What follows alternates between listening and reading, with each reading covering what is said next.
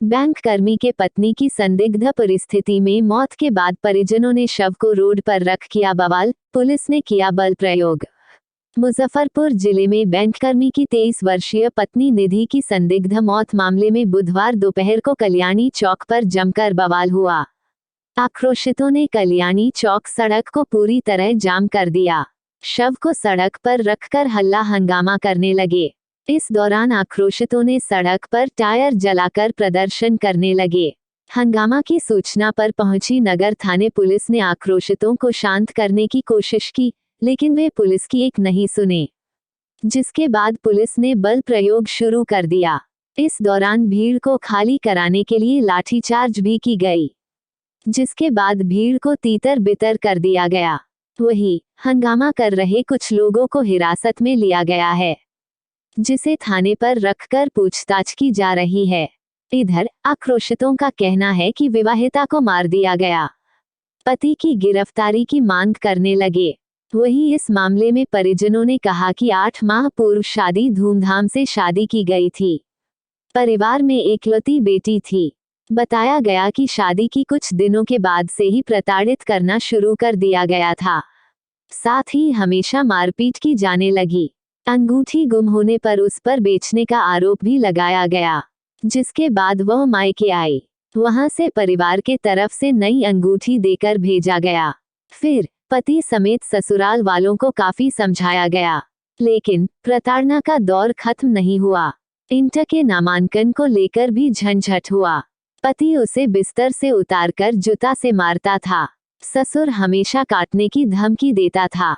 आपको बता दें कि मंगलवार को ब्रह्मपुरा स्थित एक अस्पताल में नवविवाहिता की मौत हो गई थी, जिसकी शादी 8 माह पूर्व हुई थी। कॉलेज जाने को लेकर पति से झंझट भी होता रहता था। घटना के बाद परिजनों में चीख पुकार मच गई है। मामले को लेकर मृतका की केदारनाथ रोड निवासी भाभी डॉली कुमारी का ब्रह्मपुरा थाने की पुलिस ने बयान दर्ज किया है। इसमें उसके पति सदर थाना क्षेत्र के मझौलिया निवासी किशन कुमार व उसके पिता को आरोपित किया है। पुलिस मामले की जांच कर आगे की कार्रवाई में जुट गई है। उमाशंकर गिरी, मुजफ्फरपुर, बिहार।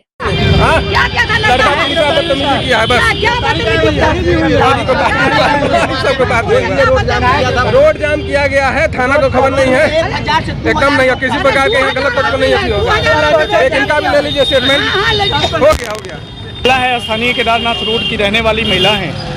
शादी के करीब 7-8 महीने पूर्व से ही विवाद चल रहा है और आज 7-8 महीने हो गए हैं। कल उनके हस्बैंड का फ़ोन आया कि हम उनको रमेश रानी में एडमिशन कराने ले जाएंगे, जैसा परिवार वालों का कहना है, हम लोगों को जहाँ तक जानकारी मिली है। और वह एडमिशन के बहाने ले गया। अब शरबत में, कोल्ड ड्रिंक्स में सल्फास मिलाया क्या, चूँकि डेड बॉडी रिपोर्ट में सल्फास जैसा जहर खुलकर सामने आया है। स्थानीय लोगों ने धरना प्रदर्शन कर सबको सामने रखकर प्रदर्शन न्याय की मांग जिला प्रशासन से की है, किंतु स्थानीय थाना द्वारा इन लोगों के ऊपर दबाव बनाया गया है कि आप यहाँ से डेड बॉडी हटाइए, नहीं तो अन्यथा आप लोगों के ऊपर FIR की जाएगी।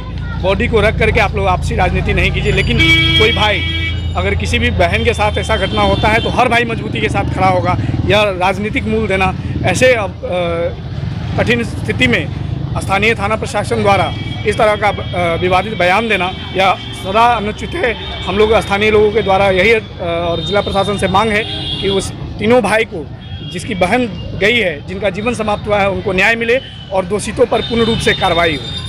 क्या नाम हुआ आपका? देवकांत झा। हम बोलते बोलते अब नहीं बोल पाएंगे दीदी।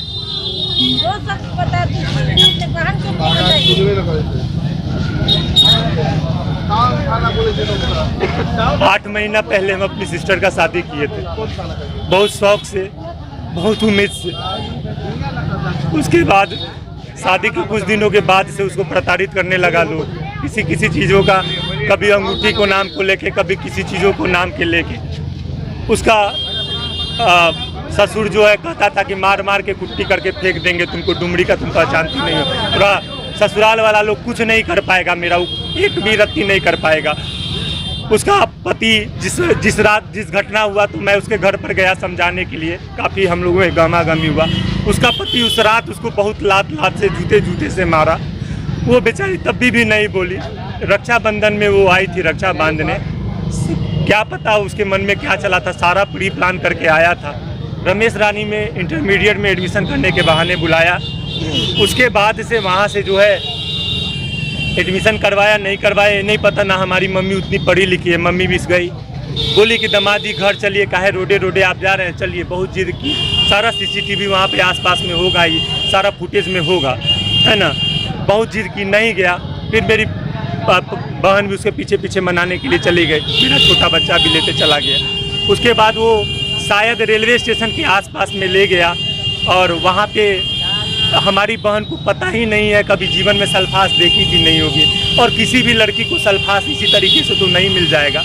सल्फास का गोली लाया गया, उसको मिला के खिलाया गया, पिलाया गया, किस माध्यम से पिलाया गया हम इसको नहीं जान रहे हैं। पिला देने के बाद 1.5 घंटा के आसपास अप्रॉक्स समय, मुझे नहीं पता पूरी तरीके से, घुमाया गया।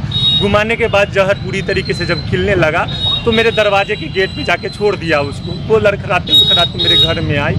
उसके बाद वॉमिटिंग होने लगा। जस्ट मेरी बाइक, यही है मेरी बाइक, यही लेके गई थी उसको वहाँ पर। फिर उसके बाद वहाँ बोला हाथ पैर ठंडा पड़ गया है, यहाँ से नहीं होगा। फिर आगे ले गया लोग। फिर वहाँ पे कुछ देर बाद मृत घोषित कर दिया गया। पहले से आपकी बहन प्रताड़ना के लिए बताई थी कुछ? हाँ, प्रताड़ित तो हो रही थी, कभी सास गाली देती थी बराबर कुछ कुछ बात में, कभी उसकी ननद। और इसका सारा सूत्रधार उसका जीजा एक मुकुल कुमार है, वो शायद एडवोकेट इसी टाइप का है। वही सारा सूत्रधार उसी का किया हुआ है, वही सारे चीज़ों को अरेंज किया होगा। हमको जितना अनुभव है, बहुत मतलब घटिया किस्म का वो व्यक्ति था। उसकी पत्नी को क्या नाम है, मैं उतना